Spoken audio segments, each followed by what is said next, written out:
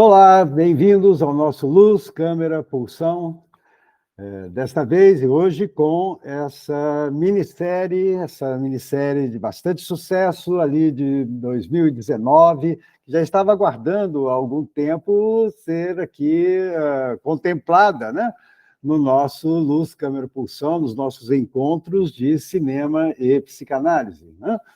É o Natal em 3x4, uma minissérie em 3 episódios, uma minissérie espanhola, né? Dirigida aí pelo Paul Freixas, né? Este diretor pouco conhecido aqui no Brasil, mas bastante considerado na Espanha e também na Europa, né? Que vai nos narrar aí a história de uma família com as 3 personagens principais, mais uma que se junta a elas, né? O título original, Dias de Navidad, que, inclusive, reuniu aí este elenco com a Vitória Abril, Ângela Molina, Charo Lopes, Verônica Fonquet, ou seja, atrizes, algumas delas bastante conhecidas, bastante aclamadas, bastante consideradas aí do cinema espanhol, algumas delas, inclusive, bastante queridas aí, bastante solicitadas entre as favoritas aí do Almodóvar, né, do Pedro Almodóvar. É uma série que inspirou, inclusive, uma outra minissérie chamada Segredos de Natal, Zeit der Geheimnisse, também de 2019, que, curiosamente, foi lançada esta minissérie com uma história inspirada, né, que a gente vai ver hoje, nesta espanhola, foi lançada na Alemanha antes mesmo do lançamento da Natal em 3x4, da Dias de Navidad, né?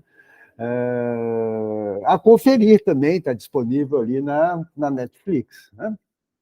A nossa minissérie tem como personagens principais uma família e 3 irmãs, que se tornam 4 irmãs, e um outro personagem importantíssimo que vai permear toda a trama é um grande segredo que se desdobra em vários outros segredos, ou seja, uma série sobre segredos em família, uma série marcada por essas mulheres, marcadas, então, pelo feminino, uma série que fala de mulheres e segredos, né? O primeiro grande segredo de severas consequências foi justamente a morte de Manuel, um cruel chefe de polícia que estava a perseguir um homem, um foragido, que aparece no cenário com a sua filha, né? E que vem a morrer logo no início da série. Com um detalhe importante, é que todos os membros da família testemunharam e nisso se fizeram cúmplices, cúmplices não de uma morte simplesmente, mas de um assassinato, né? Freud foi o primeiro a observar que no nosso inconsciente não há morte sem que haja um assassino, né? No caso dessa série, o que a família fez, o que aconteceu, foi não impedir que o delegado Manuel se afogasse sozinho quando o fino gelo sobre o lago se rompeu sob seu peso quando ele estava para atirar na Valentina, na garota que elas tinham conhecido, que tinha aparecido na vida delas nesse momento, né? E o gelo se rompeu e ele estava se afogando e ninguém fez nada, né? E nisso está a trama inicial dada por esse incidente aí na narrativa, né? Os 3 episódios acompanham essas 4 irmãs em 3 fases de sua vida. É uma minissérie muito inteligente, com um argumento bastante bem colocado, né? Onde as 4 irmãs em 3 fases de sua vida, digo 4 porque a Valentina aqui apareceu, logo vai se juntar, então, a Esther, a Adela e a Maria, né? Como uma 4ª irmã, que vai compor, então, a família vai ser adotada por aquela família, né? No primeiro episódio, elas são todas crianças e pré-adolescentes, adolescentes. No segundo episódio, elas são mulheres maduras, né? E no terceiro, elas já são senhoras mais idosas, né? A série, portanto, nos instiga a perceber os efeitos da passagem do tempo e das escolhas feitas ao longo das vidas individuais e da vida da família, né? E também a forma como esse terrível segredo afetou suas vidas, que com a idade, com o avançar do tempo, a realidade da vida vai se tornando ainda mais dramática e até trágica, tendendo até a relativizar tudo aquilo que eram os grandes segredos da infância, né? Aos poucos, entretanto, nós vamos nos dando conta, né, que aquela morte do Manuel no início do filme, da série, o grande primeiro segredo, não é o único segredo que persegue essa família, né? E o quanto que os anos podem mudar a forma como os segredos são vividos, são vivenciados. A passagem do tempo na vida dessas mulheres, na vida da família, é eficiente para nos mostrar as diferentes formas, né, de enfrentar os confrontos íntimos, a forma como vemos que um segredo vai mudando à medida que o tempo passa, outros segredos se somam, as relações entre as mulheres e entre todos vão se tornando mais complexas com a passagem do tempo, novas revelações vão surgindo, um clímax no segundo episódio acontece no momento em que Isabel, a mãe, né, vai revelar um grande segredo também às suas filhas. Enfim, Dias de Navidade é uma história aí que tem começo, meio e fim, né? Uma história totalmente marcada pelo retorno constante de alguém que partiu e desapareceu e depois reaparece, de alguém que não aparecia e, enfim, surge, e aparece no meio da narrativa, no meio da história, né? Portanto, a gente pode lembrar que no começo a história começa com o aparecimento dessa garota Valentina e de um homem, o pai da Valentina, né? E um homem desaparece, né? Um outro homem desaparece, o delegado Manuel, o chefe Manuel, né? Isso no começo. No meio, um desaparecido, o Manuel, estava destinado a sempre reaparecer na figura do seu filho, Antônio, com quem a Adela, uma das irmãs, vai se casar, né? A Valentina, que tinha sido a garota aparecida, que apareceu no início da trama, estava destinada a desaparecer, ela sumiu por 30 anos após descobrir a traição que fizera a sua irmã junto com o noivo, né? Que tiveram um caso depois de já casados, né? A Valentina desaparece no dia que o seu pai aparece. Ele era dado por morto, né? E, mais uma vez, ela se sentiu traída, né? Mateu, o pai, também, de certa forma, desaparece. Ele não desaparece fisicamente, mas a sua voz desaparece. Desde que a Valentina deixa a família e some, ele recusa-se a falar, né? A culpa pelo não falado determina que nada mais seja falado por ele, né? Sua fala só volta a aparecer e só reaparece no final quando ele dá um basta, né? Que faltou no começo da história, que ele deveria ter dado já desde o início, né? A gente vai comentar um pouco a respeito dessa figura do pai. E, por fim, né, nessa história que tem começo, meio e fim, também um segredo, grande segredo, a morte do Manuel, as circunstâncias da morte, a participação, a cumplicidade da família na morte, que deixou o chefe Manuel morrer, esse segredo desaparece, e enquanto reaparece todos os desaparecidos, todos os que haviam se dispersado, que haviam se afastado, que haviam rompido, né? A Valentina, o seu misterioso pai, a Lorena, a Sophie, né? Até a voz, então, do Mateu, do pai da família, que se fora com a partida de Valentina, 30 anos antes, ela volta a aparecer. Ou seja, nessa alternância entre aparecer, desaparecer, reaparecer, nesse, poderíamos dizer, né, nesse for-dar contínuo. Vemos vida e morte, ora se mesclando, ora se alternando. É uma história de amores, de rupturas, vida e morte, ou em termos freudianos, Eros e Thanatos, né? Os dois princípios que regem o universo em confronto e também amalgamados, regendo a vida daquela família, se materializando na história de vida de cada um dos membros dessa família, né? Ou seja, na história do indivíduo, na história da família, uma história da humanidade se materializando, se repetindo, né? Vamos falar um pouco, então, de Thanatos, vamos falar de Eros, vamos falar, no meio disso, do segredo e do papel do segredo do ponto de vista da psicanálise. Né? Primeiro, Thanatos, ou primeiro a morte, ou desaparecimento. Né? Manuel, o chefe Manuel, o chefe de polícia, é um morto que revive em Antônio. É um assassinado que retorna no seu filho pelo caminho da culpa, da qual a dela se faz portadora em nome da família. Né? Um bode expiatório familiar que se entrega a um sacrifício vicário, ela não suportando a culpa da família ter se omitido e permitido a morte do pai. Ela aceita, ela toma Antônio por esposo, né?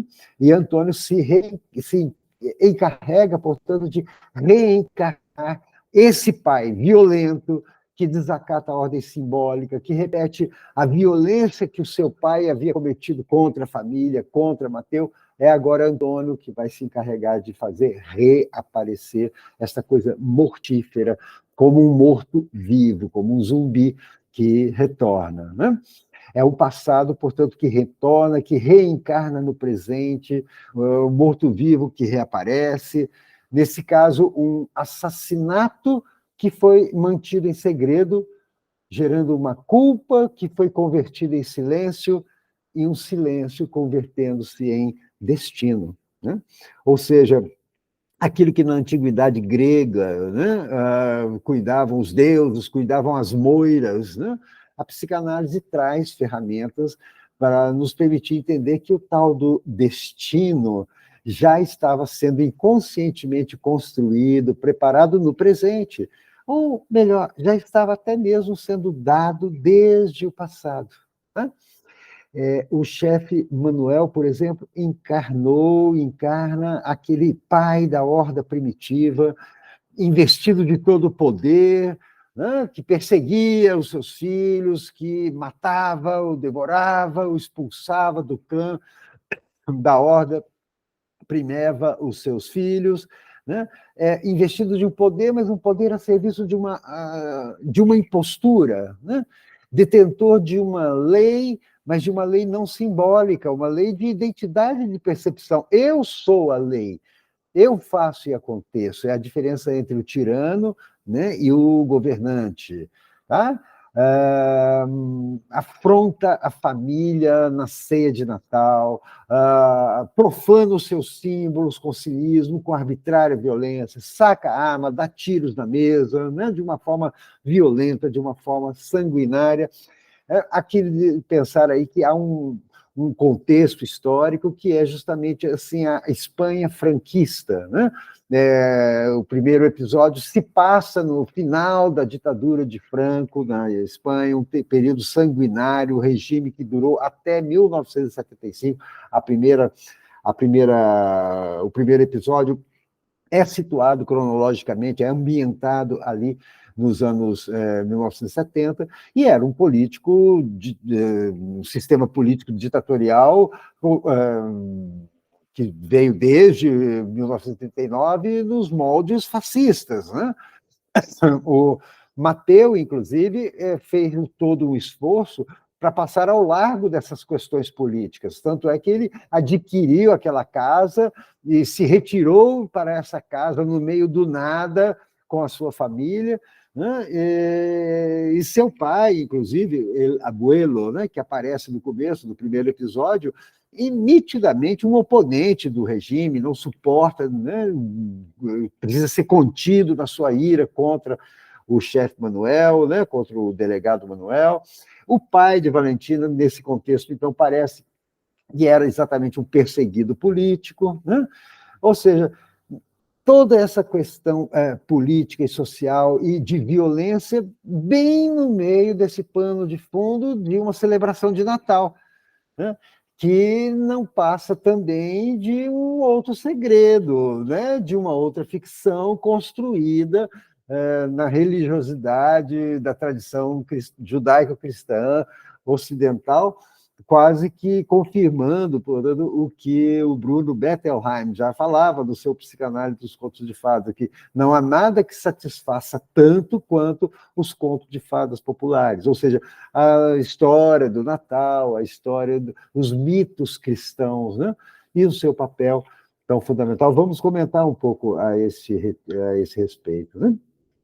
E o que mais retorna, além dessa figura do chefe Manuel? Valentina, por exemplo, ela perdeu o pai e foi dado por morto, mas ela encontra em Mateu o seu pai substituto ao preço de uma culpa também. Né? Ela sacrificará também a sua vida para cuidar de Mateu e de Isabel. O seu casamento com Juan é a negação da antiga paixão de Juan com a Esther, com a irmã. Né? A traição, portanto, que no passado a mãe Isabel, o outro grande segredo que ela vai confessar às suas filhas, já ali no seu leito de morte, já às portas, né, nas vésperas de morrer, a traição que ela havia cometido, que agora confessa às filhas, se repete, retorna na traição de Esther com sua irmã Valentina, ao ter um caso com Juan, que era o seu crush, né? O seu paquerinha dos tempos infantis. Né? É uma culpa que vai se encarnar em Lorena, a filha adolescente da Esther, porque Esther não consegue conter suas ambivalências. A filha, a adolescente que cresce revoltada, que escolhe como bichinho de estimação uma tartaruga, né? Um bicho lento e longevo, como que presente ali naquele animal de estimação, a condensação, uma metáfora, né, da necessidade de que o tempo fosse mais lento para ela, para que ela pudesse elaborar essa ambivalência que é sentida sempre pela criança, pela adolescente, como um desamor. Né? Outra verdade mantida em segredo é que Valentina, portanto, é de fato irmã, meia-irmã das outras três, né? Das outras três filhas de Isabel, porque ela era filha da Isabel com o seu amante, com o amante que ela teve durante um período lá atrás, e que ela confessa às suas filhas. Tá? Mateu é o pai com uma função paterna débil, tíbia, frouxa, né? Sempre evitando criar problemas, é o que se fala a respeito dele. Né? É um pai que não será pai sem ninguém vai se fazer pai sem pagar um preço de ser pai. E o preço de ser pai é a renúncia a uma passividade narcisista, a que se correr um risco ao afrontar a juventude e a força de um filho que precisa receber limites. Não dá para o pai ser apenas bonzinho, amiguinho dos seus filhos. Né? A frouxidão de Mateu é o caminho aberto para uma frustração, portanto. O delegado Manuel aparece ocupando o seu lugar literalmente na ceia de Natal, afrontando a família. O filho de Manuel ocupa o lugar de Mateu na autoridade da casa, porque mais tarde irá afrontar também Mateu e vai tirar os netos do convívio ali com Mateu, numa encenação que ele faz, né, machista, infantil. Né? O estranho, né, ocupa o lugar de Mateu na posse do corpo da sua mulher. Tem um caso com a mulher de Mateu, custa caro a um pai não fazer-se pai. E é nesse sentido que nós Pensamos, então, na figura materna, na figura paterna e nessa questão das funções na família. E daí essa coisa do Thanatos, essa dimensão destrutiva, disruptiva, de descontinuidade, de desagregação, de ruptura, tão presente na história da família, tá? Nessa trama dessa minissérie. Antes de falarmos de Eros, vamos falar da questão do segredo, tá? E pensar que o segredo, que é um personagem tão central aí nessa trama, e é algo tão conhecido aqui na clínica, né, no dia a dia da clínica psicanalítica, o segredo tem duas faces, tem dois lados, dois aspectos, tá? Antes de mais nada, vamos entender o segredo como um ato do pensamento. E o pensamento é a primeira propriedade privada do sujeito humano. E muitas vezes a única, muitas vezes a última. Né? Em essência, a única propriedade que teria garantias, justamente pela possibilidade do segredo, de ser privada. Né? Daí a nossa preocupação constante, e que deveria ser preocupação de todo terapeuta, com relação a essa colonização do pensamento de massa, do pensamento coletivo, por identificações de massa presente nas ideologias, nos extremos ideológicos, nos extremos de modismos, nos cultos às celebridades, nos extremos religiosos. Né? Cadê o pensamento? Cadê a possibilidade de diferenciar-se da massa, de pensar por si, nesse aspecto? Tá? O segredo, isto posto, vamos pensar como ele tem justamente duas funções psíquicas muito importantes. De um lado, o segredo é uma condição vital para o funcionamento do eu e para a atividade de pensar. E, por outro, o segredo também é uma espécie de formalização de um não dito, cujo efeito vai se fazer notar nos mecanismos inconscientes de produção simbólica e sintomática no sujeito humano. Tá? Vejamos, segredo como condição vital para o psiquismo no sentido de que já falaram, por exemplo, Winnicott, Christopher Bollas, Françoise Doutor, já pensando na escola francesa de psicanálise, tá? No sentido de que o reconhecimento, né, de que um espaço em que bebê e mamãe, lá no começo da vida, no começo da formação do sujeito humano na vida extrauterina, bebê e mamãe compõem como que um segredo, né? No sentido de que para o bebê, a mamãe é dele, e a mamãe vive naquele momento de onipotência fálica, de recém ganhando um bebê, ganhando um filho, também traz em si uma certa dimensão de um segredo, como se o filho fosse tudo para ela. E essa dimensão de segredo necessariamente vai ser quebrada, necessariamente precisa existir e precisará ser rompida. O segredo precisará ser desfeito, porque a criança, aos poucos, vai descobrindo que também não sabia tudo da mamãe, né? E esse descobrimento do bebê, ao descobrir que a mamãe tem uma vida sexuada, que a mamãe tem outros interesses e precisa ter, né? Isso vai acontecendo no bebê paralelamente, isso é bastante winnicottiano, né? Paralelamente ao descobrimento por parte da mãe, ao reconhecimento, ao consentimento por parte da mãe, de que a mãe também não precisará suportar não saber tudo que se passa com a criança em crescimento. Que o bebezinho, que a criança em crescimento também tem segredo, também tem necessidade de ter a sua privacidade, aquelas coisas que a mamãe não sabe. Né? A gente vê isso na clínica. Adolescentes, muitas vezes, em sofrimento, ao se depararem com uma etapa da vida na qual é inevitável ter segredos. E, muitas vezes, a figura da mãe, a figura dos pais, não suportando que haja esse segredo, agindo inconscientemente de forma invasiva, de forma que é sufocante, asfixiante, né? A gente vê isso na própria constituição da técnica psicanalítica, do próprio descobrimento do ato, do método psicanalítico. Veja que interessante,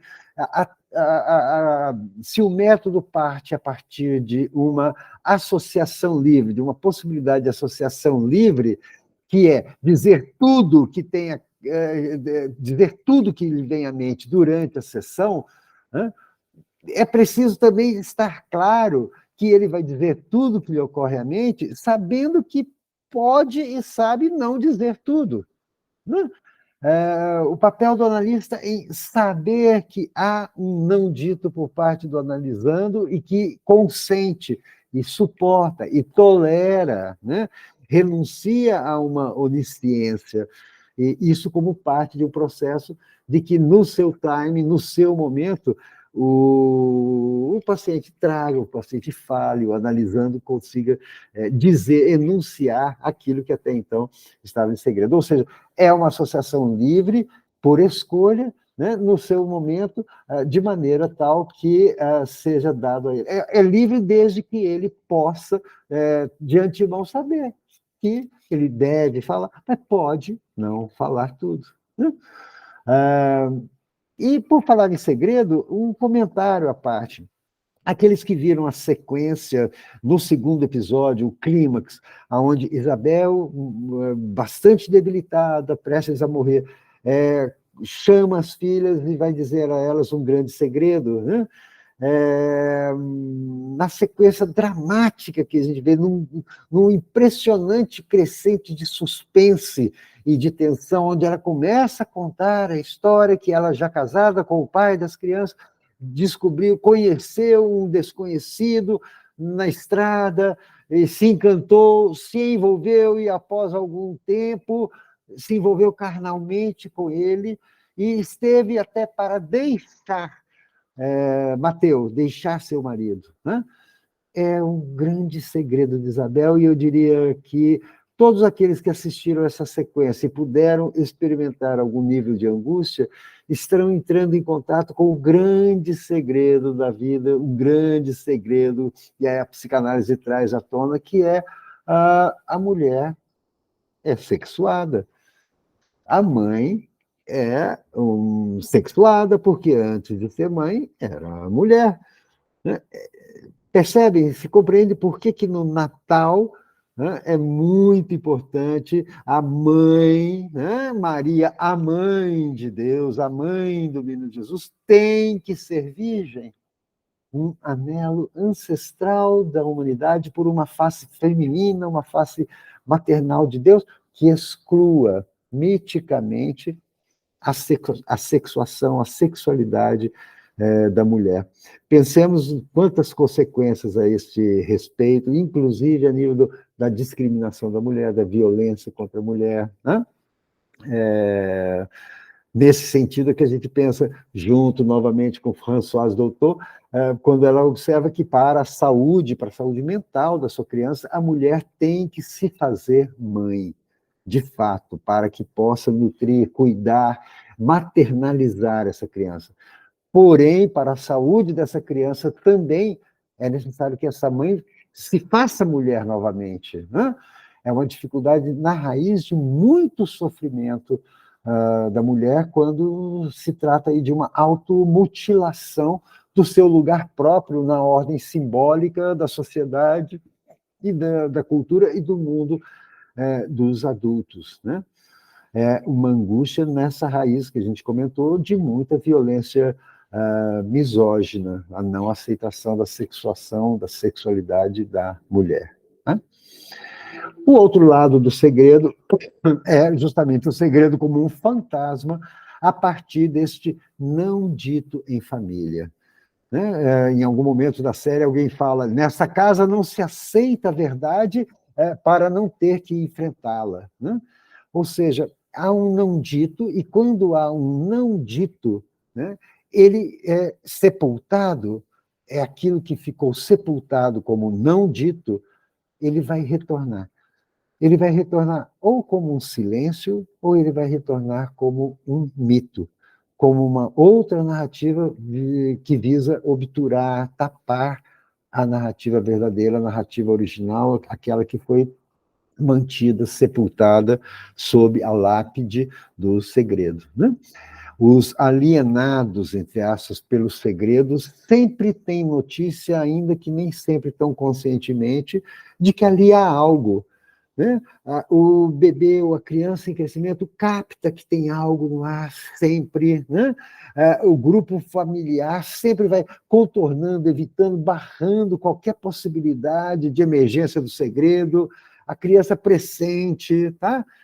Um exemplo muito comum na clínica, aquelas situações aqueles casos de adoção de criança, adoção não revelada a tempo para a criança, né?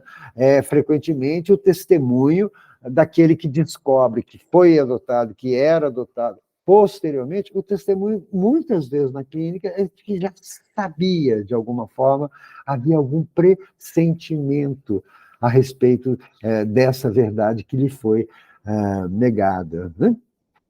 E como um fantasma, então, do não dito, este segredo sempre estará destinado a retornar desse recalcado familiar, e daí, né, as repetições, como disse Freud, esse eterno retorno do igual.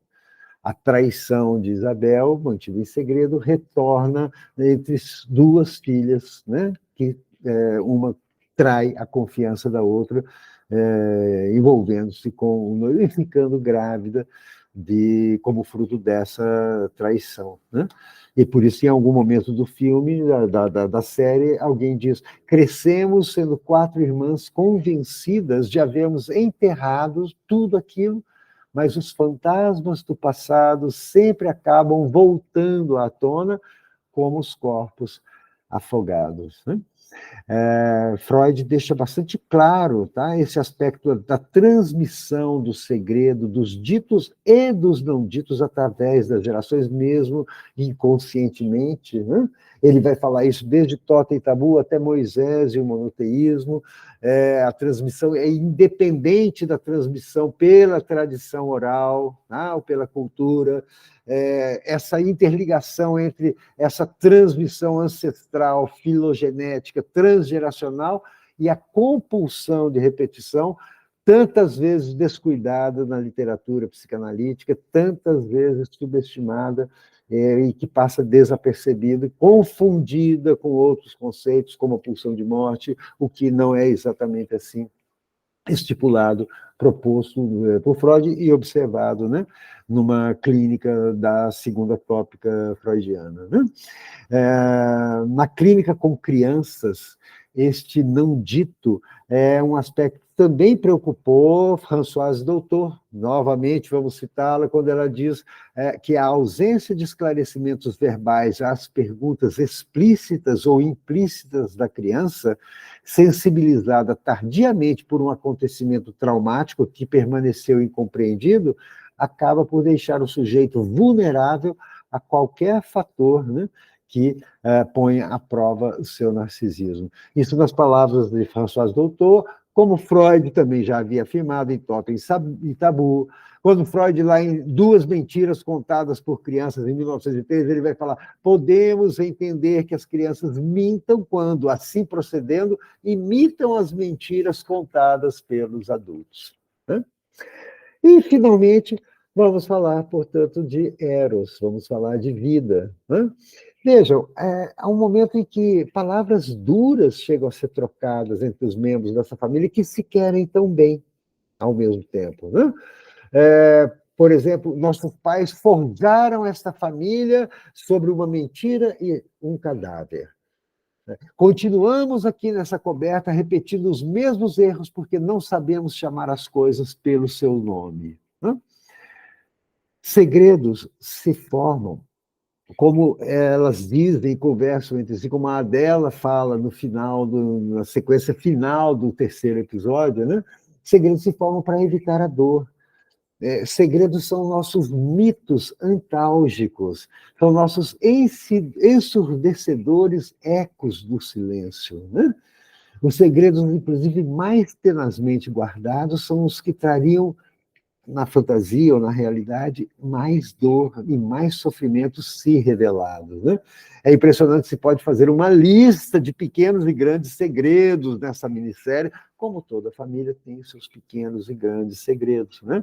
E por essa razão é que, com o passar do tempo, muitos dos segredos da infância costumam ir ficando, dando lugares a situações mais complexas, mais intensas, mais severas, né? Porque a vida vai se tornando mais complexa, né?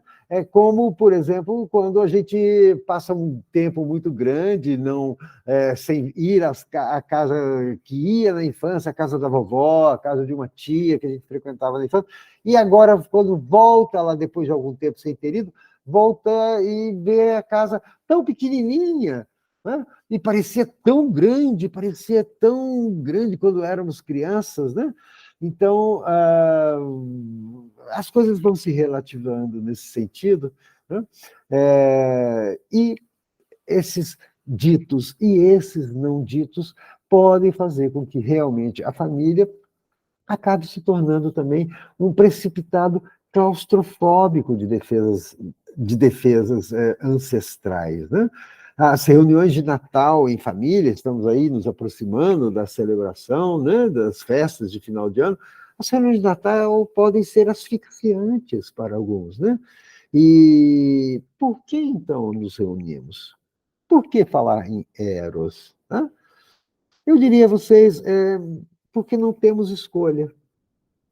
É, Eros é um princípio complicador da vida, é essa tendência misteriosa e ubíqua, né, da vida, de agremiar, de agregar, de tornar mais complexo, de juntar as partes, de nos juntarmos, de nos reunirmos, né?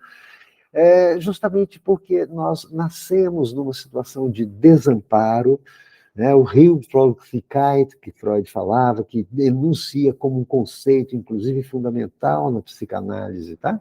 E nascemos numa situação de desamparo e a nossa dotação instintual, os nossos instintos básicos de sobrevivência são insuficientes para fazermos cuidar de nós mesmos.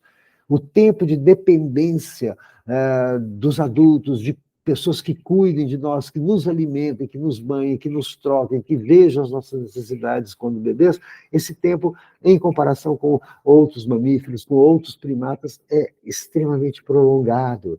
Então, fica inscrita a nossa dependência do outro, sempre marcando que a nossa sobrevivência, a nossa libertação da condição de desamparo se fez a partir de um outro, em quem, Freud novamente nos vai dizer, investimos nossas pulsões, investimos nossas catexias, fazemos os nossos investimentos libidinais numa expectativa que vai durar a vida inteira nas nossas transferências, nas nossas relações, no nosso laço social, né? Conformando, então, as transferências que vamos fazer ao longo da vida, ao longo de toda a nossa vida subsequente, moldada por aqueles fantasmas, por aquelas características, por aquelas formas de ser dos nossos anos infantis, né? É quando Freud, lá em O Eu e o Isso, vai dizer que os investimentos os investimentos de objeto partem do isso, do nosso id, dessa camada mais primitiva, mais pulsional do nosso psiquismo, que vai sentir as aspirações eróticas como necessidades, né? Então, o outro estará sempre, inevitavelmente, destinado a ser esse objeto para os investimentos, né, desse mesmo isso, né, que é o mesmo isso que traz a herança de uma história da humanidade repleta de crimes, de assassinatos, de chefes manuéis, né, de incestos, de violências, né? Esse mesmo isso é a fonte da libido que nos faz acolher as valentinas, né? Que cruzam os nossos caminhos e que fazem renascer a nossa expectativa, a nossa esperança a cada dia de um Natal, né? Que na tradição bíblica, inclusive, também é uma história de uma criança perseguida por um outro déspota cruel e sanguinário, Herodes, né? Como Valentina, mostrando-se, então, como essa criança agora com face feminina, né? Que vai emergir e vai trazer, então, uma coisa nova àquela família, né? A razão pela qual nos reunimos é porque carecemos desses símbolos, carecemos de mitos como o Natal. É uma data que, em si, esconde um grande segredo. Né? O Natal, provavelmente, a origem não é bem cristã, como nós sabemos pela história, né? Das Saturnálias, das festas pagãs que foram amalgamadas à crença cristã, né, nos tempos ainda do Império Romano, como um instrumento até de dominação, de homogeneização da fé, dos domínios do Império. Né? Isso pouco importa diante da nossa profunda demanda pelo encontro com o outro, a nossa demanda impulsionada por esse eros, por esse princípio agregador que nos impulsiona a estarmos sempre fugindo da nossa condição inicial, fundamental, fundante de solidão e de desamparo, da qual fazemos muitas vezes segredo. Né? E por isso, na melhor das hipóteses, a gente se perdoa também, porque não há outro remédio, senão compreender a nós mesmos, nesse outro que revela em si as nossas próprias faltas. Né? É como termina, este episódio, terceiro episódio da minissérie, porque no final, quando a gente se dá conta, da sequência final, todos cometeram alguma falta. Alguém toma a palavra, começa a acusar a outra vai e fala, mas e você? E este também cometeu, e aquele também pisou na bola, e aqui também frustrou. Todos estamos em falta, todos somos seres de falta, portanto, todos somos seres de desejo, e essa é a compreensão que nos humaniza, né? Que nos faz buscar este outro sempre, né, nessa possibilidade e nessa dimensão aí da reunião e do estarmos juntos. Né? Bom, gente, esse então é o nosso Natal em 3x4, essa nossa breve análise, né? Essa nossa breve alocução aqui, tentando resumir bastante, né? Fazendo com que, de fato, essa série tenha aí um significado e tenha nos promovido algumas reflexões, algumas delas nós partilhamos aqui nesse último encontro de cinema e psicanálise nosso do mês aí de dezembro deste ano de 2023. Com isso, né, nós estamos justamente desejando a todos aí boas festas, um excelente 2024, lembrando que também vem aí a nossa temporada, né, 2024, do nosso Luz, Câmera, Pulsão, né?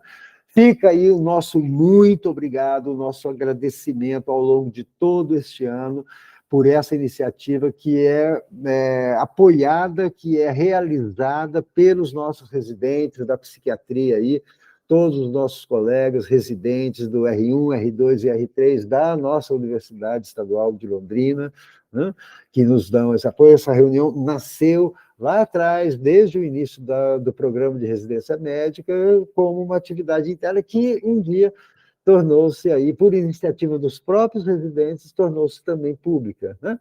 E o nosso agradecimento ao Espaço Cultural da Associação Médica de Londrina, que gentilmente nos tem cedido aí o seu espaço, o seu auditório, as suas instalações, o horário dos funcionamentos, né, de trabalho dos seus técnicos, dos seus colaboradores, né?